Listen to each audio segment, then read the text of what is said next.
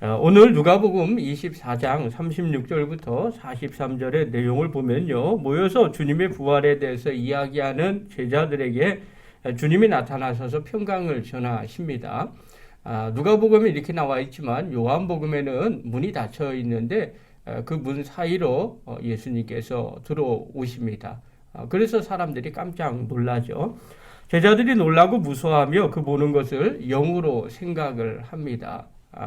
쉽게 생각하면 귀신이다 이렇게 말하는 거죠. 그러자 주님은 자신을 만져보고 의심하지 말라 이렇게 말씀을 하십니다. 그러면서 주님은 그들에게 여기 먹을 것이 있는지 물어보고 구운 생선 한 토막을 받아 잡수셨다라는 것을 이야기하는 장면이 오늘 본문의 내용입니다. 오늘 이 본문을 통해서 하나님이 저와 우리에게 주시는 귀한 말씀 하나가 있어요. 그게 바로 뭐냐면 성도는 믿음이 없을 때 두렵게 된다는 겁니다. 그러니까 우리가 인생을 살아갈 때 우리의 감정 가운데 두려움이 어디서부터 오는지를 한번 점검해 보실 필요가 있어요. 대부분의 사람들은요, 자신이 의도하는 대로 될 때는요, 마음에 평안함이 넘칩니다. 또, 그래, 이 정도는 내가 충분히, 제어할 수 있을 것이야. 이렇게 생각을 하게 되죠. 그러나 내가 원하는 대로 되지 않을 때 우리 안에는 나도 모르게 두려움이라는 감정이 생깁니다. 그래서 이거 내 생각대로 잘 되지 않느네, 안 되네 하면 긴장이 생기고요. 또 그 안에 두려움이 있어서 나중에는 어떻게 해야 될지도 잘 모를 때가 있어요. 우리가 우리의 인생을 신앙생활을 하면서도 이런 경험들이 있을 때가 있어요. 왠지 괜히 불안합니다.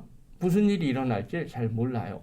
또 기대도 안 됩니다. 또 원하는 대로 안 될 때, 안 되려고 하는 그런 생각이 들 때 나도 모르게 이렇게 두렵게 되죠. 오늘 본문에 보면 제자들의 모습을 보면 좀 알 수가 있어요. 부활하신 예수님께서 그들 가운데 서서 인사를 하세요. 그때 이 사람들이 뭐라고 이야기하느냐? 36절 한번 보십시오. 36절 우리 한번 읽겠습니다. 시작.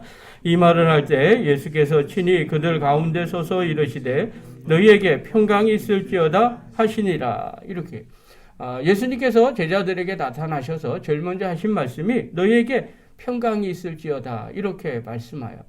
자, 이 말씀은요, 이 인사법은 그때 당시에 유대인들의 기본 인사법이었습니다. 우리나라의 말과 우리나라 인사법에 식사하셨습니까? 라고 그거와 비슷한 겁니다. 이들은요, 늘 하나님 나라가 이 땅에 임하기를 원했어요. 그래서 하나님의 평강이 너희와 함께 하기를 바란다라는 그런 인사법을 주로 사용을 했어요. 유대인들 히브리어로는 샬롬이라고도 말합니다. 하나님의 평안이 너희와 함께 하기를 바란다. 자, 이것이 인사법이 된 근원, 생각을 해보면 이스라엘 백성들은 평안할 때가 거의 없었습니다. 힘들고 어렵고 심지어 나라를 빼앗겼던 그런 삶을 살았던 사람들이었습니다. 그렇기 때문에 그 안에 이 인사말이 그들의 소망과 맞닿아 있는 거죠. 그래서 하나님의 평강이 너희에게 임할 것이다. 이런 인사법이었죠. 우리나라도 식사하셨습니까? 라는 인사법은요, 당시에 먹고 그 다음날 아침 돼서 식사하지 못하는 사람들이 많이 있었어요. 그래서 그것이 자연스럽게 인사법으로 이렇게 관용어로 된 것이죠. 우리가 그런 인사법만 제대로 알면요, 어떤 삶을 살았구나라는 것을 이해할 수 있게 되죠. 자, 주님께서 너에게 평강이 있을지어다 이렇게 인사를 함에도 불구하고 그들에게는요, 진짜 평강이 없었어요. 오히려 무섭고 두려웠죠. 37절 한번 보십시오. 읽겠습니다. 시작. 그들이 놀라고 무서워하여 그 보는 것을 영으로 생각하는지라. 자, 놀라고 무서워합니다. 왜 놀라고 무서워합니까? 그 보는 것을 영으로 생각했기 때문에 그렇습니다. 자, 육체가 없는 영으로 생각을 했어요. 이것은 그때 당시에 다른 사본에 보면요, 유령이다 이렇게 표현한 사본도 있습니다. 자, 그러니까 이때 당시 제자들이 예수님을 어떻게 보았느냐 하면요, 육체가 없는 영, 귀신, 그 다음에 유령 이렇게 이해를 한 겁니다. 당시에 당연히 죽은 자가 살아나는 일은 없었기 때문에 그렇죠. 분명 메시아가 그렇게 하신다고 말씀을 하셨지만 또 머리로는 이해를 하겠지만 실제로 그걸 한 번도 본 적이 없기 때문에 그렇습니다. 그러니 당연히 유령으로 착각을 한 거죠. 자, 귀신 봤으면 전부 다 두렵고 놀라는 거죠. 자, 이들은요, 예수님이 육체로 부활하신다는 말씀을 늘 하셨음에도 불구하고 그것을 믿지 못했기 때문에 그렇습니다. 자, 육체의 부활을 믿지 못한 제자들에게 예수님께서 이렇게 말씀을 하세요. 38절 읽겠습니다. 시작. 예수께서 이르시되 어찌하여 두려워하며 어찌하여 마음에 의심이 일어났느냐. 자, 마음에 의심이 일어났느냐라고 책망을 하시죠. 자, 이는 지금 육체의 부활을 믿지 못한 것에 대한 책망이에요. 왜 도대체 믿지 못하느냐. 그러면서 믿도록 몇 가지를 이야기를 해요. 39절 보십시오. 읽겠습니다. 시작. 내 손과 발을 보고 나인 줄 알라. 또 나를 만져보라. 영은 살과 뼈가 없으되 너희 보는 바와 같이 나는 있느니라. 자, 구체적으로 나 봐라. 유령이 아니다. 나는 부활한 예수다 라고 이야기를 하는 거죠. 그러면서 손과 발을 한번 봐라. 십자가에 못 박힌 손과 발이죠. 도마에게는 옆구리를 한번 찔러 보라고도 말씀을 하셨죠. 그리고 만져보라. 영은 살과 뼈가 없으되 너희 보는 바와 같이 나는 있느니라. 이것은 유령이라고 생각했던 제자들에게 하신 말씀이죠.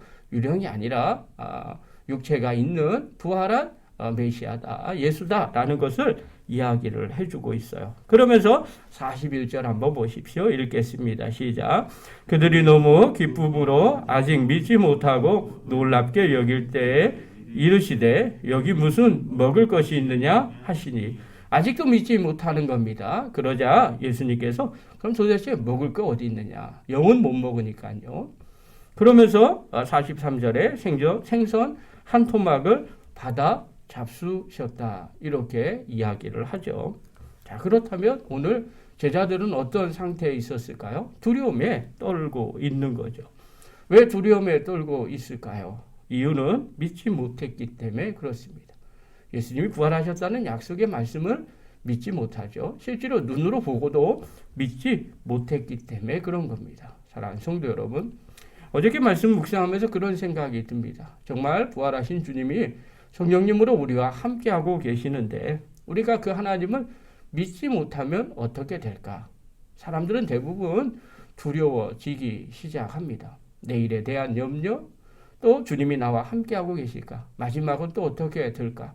그것이 늘 마음에 걱정이 되죠. 그리고 두려움으로 남게 되죠. 또 주님이 우리와 함께하시고 우리를 인도하시고 또 우리를 보호하신다는 그 약속의 말씀도 믿지 못하게 되는 거죠.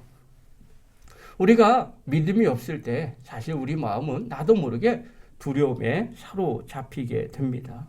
하나님이 인도하지 않으면 어떡할까 하는 염려가 우리를 사로잡게 되죠. 내 인생이 잘못될까 하는 그런 염려가 내 안에 사로잡히게 되더라는 거예요. 주님이 나와 동행하시면서도 내가 믿지 못하면 그 주님을 믿지 못하게 되죠. 그러면 계속해서 근심 가운데 있게 되는 거죠. 여러분, 그 두려움과 그 근심이 오히려 주님을 실망시킬 수 있게 되는 거죠. 그러나 내가 두려움이 없어질 때 과연 언제일까요? 그것은 부활하신 주님이 나와 함께하고 계신다는 것을 믿을 때, 또 그 주님이 나를 보호하신다는 것을 믿을 때, 또 그 주님이 나의 인생을 책임져 주신다는 것을 믿을 때, 그때 두렵지 않게 되죠.